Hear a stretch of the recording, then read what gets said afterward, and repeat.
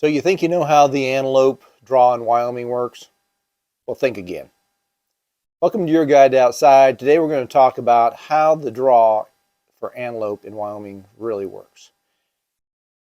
Like a lot of guys, we were trying to figure out where can we put in for our second choice and third choice and have a better chance of drawing a tag for antelope in Wyoming. But then there's a ton of information out there about how the draw works and what your chances are. I'm telling you, it's all wrong. I got more confused as I read on the Wyoming antelope or the Wyoming website, Game and Fish website, to see how it worked, read vlogs, watched videos, and there was a lot of surface information on there, but a lot of people are wanting to dig even deeper into how it actually works. And so I just cut the chase, got it right from the horse's mouth. I called the Wyoming Game and Fish Department and asked them some questions about how this worked. All right, so this top half is some basic information that I think everybody has out there, and it's all correct. The Wyoming antelope draw, it applies to deer too. They both have the same split and the same draw process. So we're just going to talk about antelope for now. So the antelope draw, in each area, they decide how many tags they're going to give out, whether that's 2,000 or 25 tags.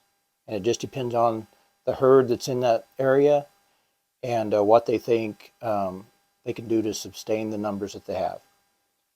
So out of the number of antelope tags that they decide for each area, 80% of those tags will go to residents and 20% will go to non-residents.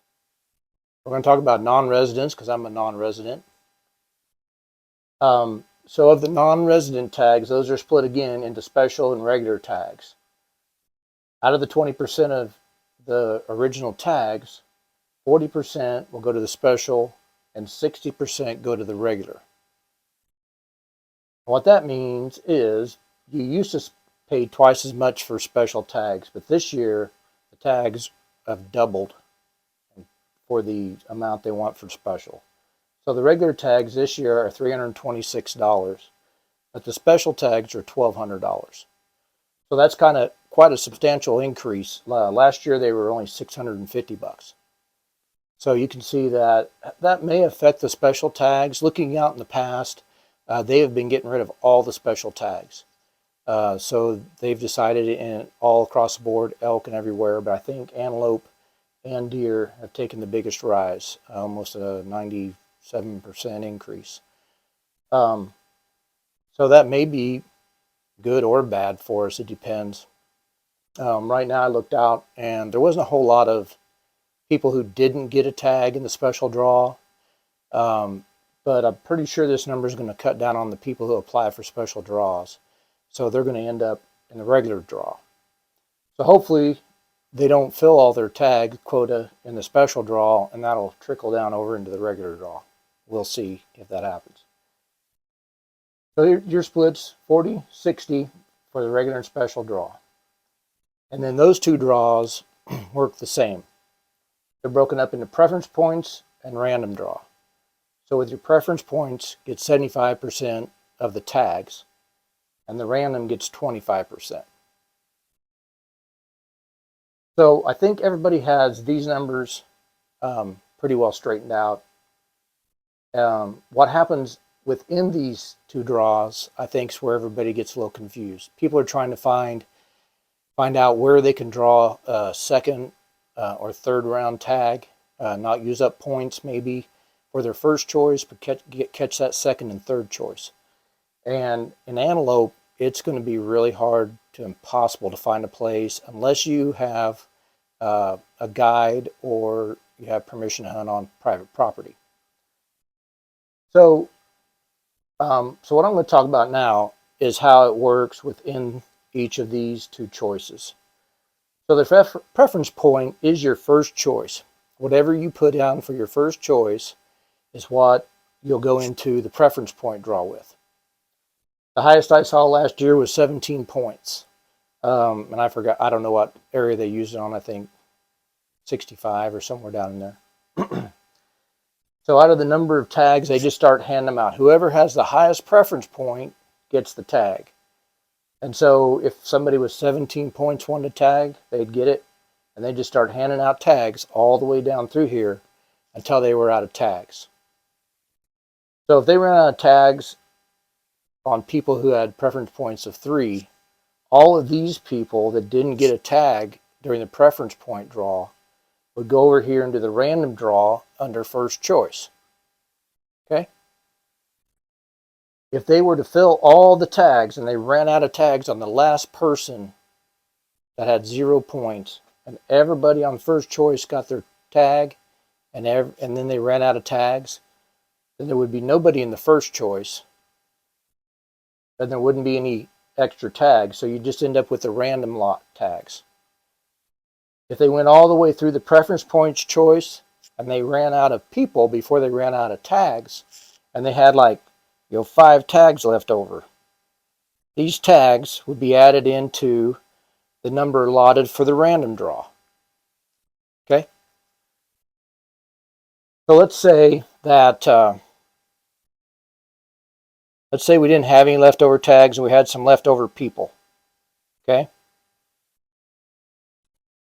So not everybody in the draw got a tag in the preference point draw. So they would go over into first choice, and they would just start here with how many ever tags was in that area, 25% of the tags, and they would just start randomly pulling people out of first choice until they ran out of people in first choice. And then if they still had tags left, they would go to second choice, and they would just start drawing people's names out of a hat that had it down for second choice.